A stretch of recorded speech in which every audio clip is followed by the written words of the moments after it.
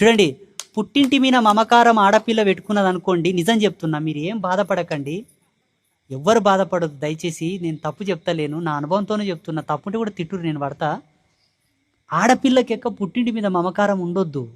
ఎందుకో నీవు మమకారం నా తల్లి నాయనదమ్ముళ్ళు నా అని పెట్టుకుంటావేమో, వాళ్ళ వేసేస్తూ నువ్వు గుంజుతున్నావు ఇక్కడ. అందుకే మమకారం కాదు, రాకిట్ల పనుకో. ఏమైనా పండగలు ఉంటేవో ఏమైనా ఉంటేవో 3 దినాలు మంచిగా చికెన్ మటన్ తిని హ్యాపీగా ఎంజాయ్ చేసిరా. లేకపోతే తులం బంగారు పెట్టుకరా, ఎవరు పట్టు సీరలు పెట్టుకరా, అది నీ హక్కు. కానీ ఎక్కువ చాలామంది మా అమ్మ ఎట్లుందో ఏమో, మా అప్ప ఎట్లుండడు, మా అన్నలు ఎట్లుండో, మా అన్న ఎట్లుండడు, మా ఎక్కలు ఎట్లుండడు, మా చెల్లెళ్ళు ఎట్లుండడు, ఎక్కడ పోయినో నేను ఆడిన ఉయ్యాలు ఎక్కడ పోయినో, నేను వాడిన జంపాలు ఎక్కడ పోయినో, ఎక్కడ పోయినో. ఇది మంచిది కాదు.